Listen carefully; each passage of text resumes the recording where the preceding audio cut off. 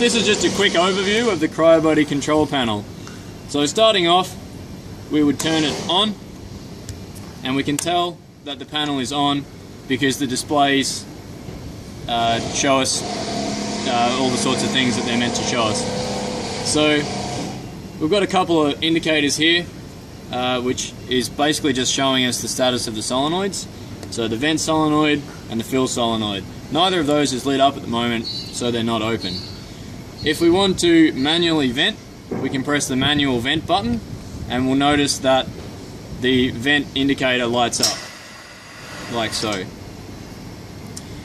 This dial here, currently it's controls the liquid in solenoid. Currently it's set to off, so we can do a manual override and turn the liquid solenoid on, like so. Or, if we set it to auto, that will control the liquid solenoid so that it fills the Cryobuddy when the Cryobuddy gets a bit empty.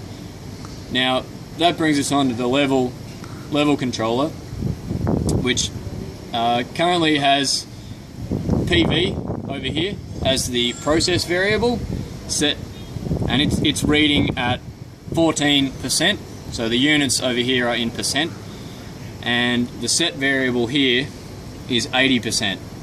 So in this case, when the level reaches 80%, it will turn off. Now that setting can depend on what your Cryobuddy is commissioned to do. Typically it will fill until it's 80% full, and then it will stop filling until the level drops to 20%. But that's very easy to change. You can change that in the field, or we can change that in commissioning for you. Over here we have our pressure control, which has a process variable of 36 kPa and a set variable of 80 kPa. So for this unit, the pressure in the Cryobuddy, if the pressure in the Cryobuddy reaches 80 kPa, then the vent solenoid will open and the pressure will drop.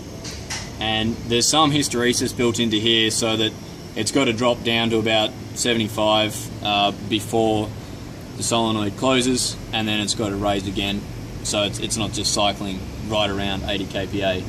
And that means you will get some pressure fluctuations in your Cryobuddy, but that's normal.